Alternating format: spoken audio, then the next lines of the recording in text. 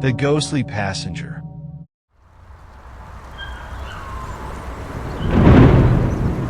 It started as an urban legend whispered among the late-night drivers of Route 57, a story about a passenger who would appear on their bus without warning, always sitting silently in the farthest corner. No one remembered picking them up, and no one saw them leave. By the end of the route, the seat would be empty, and the driver would feel a deep, inexplicable chill in their bones. The ghostly passenger had a reputation among the city's transit workers.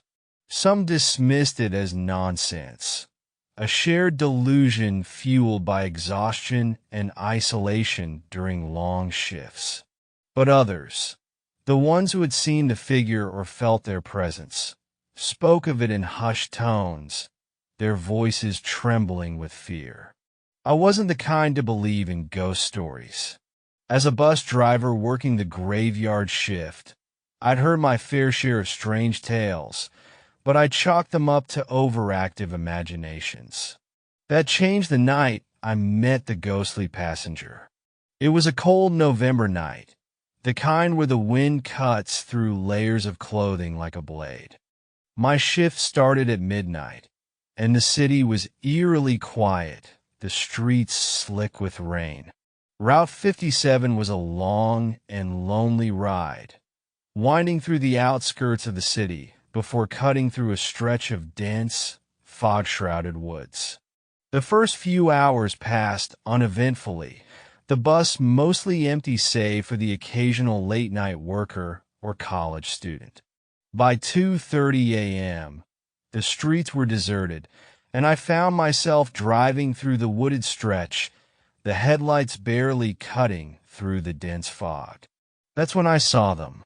At first, it was just a shadow on the side of the road, barely visible through the mist. As the bus drew closer, the figure became clearer, a person standing at the edge of the woods, their clothes soaked from the rain. Instinctively, I slowed the bus and pulled over. They stepped aboard without a word, their head bowed, a hood obscuring their face.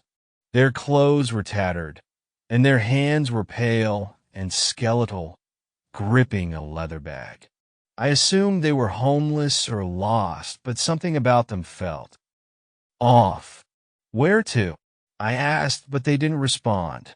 Instead, they shuffled to the back of the bus and sat in the farthest seat, the one right next to the emergency exit.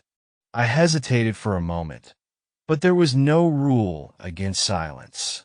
With a shrug, I closed the doors and continued the route. The fog thickened as I drove, the road barely visible. The bus was unnervingly quiet, the hum of the engine the only sound. I glanced in the rearview mirror, expecting to see the passenger hunched over in their seat. But the seat was empty.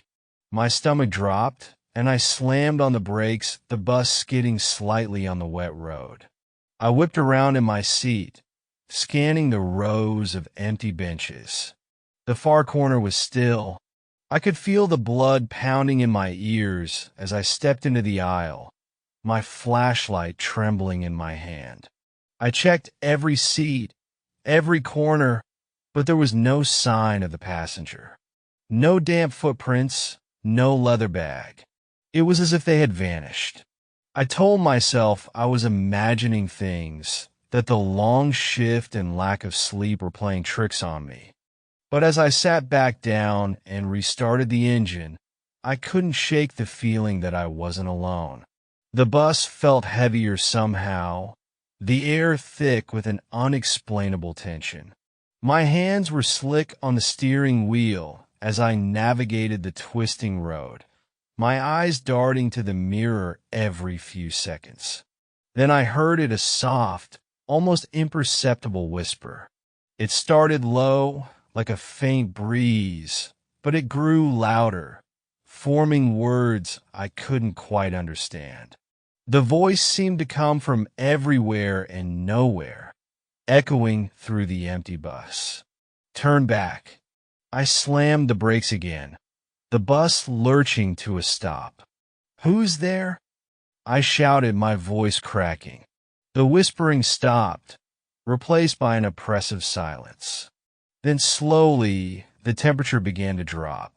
My breath fogged in the air, and frost crept across the windows. And then I saw them. The figure was standing at the far end of the bus, their hood still drawn, their face obscured. But now, their head was tilted unnaturally to the side, as though their neck had been snapped. Leave. The voice rasped, louder this time, and unmistakably coming from the figure.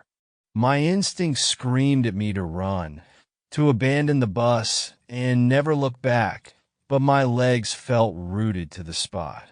The figure began to move toward me, their steps slow and deliberate, the sound of their boots echoing on the metal floor. I scrambled to open the doors, but the controls wouldn't respond. The figure was closer now, their presence overwhelming, suffocating. Get out. They whispered again, and this time I could see their face. It was pale and sunken, their eyes hollow pits of darkness, their mouth twisted into a grotesque grin. The smell of decay filled the air, and I gagged, my vision swimming. Somehow, I managed to wrench the doors open and stumble out into the fog. I ran blindly, the cold air burning my lungs, the sound of whispers chasing me into the night.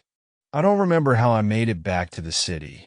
When I finally stopped running, I was miles from the bus, my clothes soaked and my hands shaking. The authorities found the bus the next day, abandoned in the woods. The interior was covered in frost, and the emergency exit was wide open. No one could explain how it got there or what had happened to me during the missing hours. I never drove Route 57 again. I quit my job and left the city, but the experience stayed with me. Sometimes in the dead of night, I hear the whispers again, faint but unmistakable, and I know the ghostly passenger is still out there, waiting for their next ride.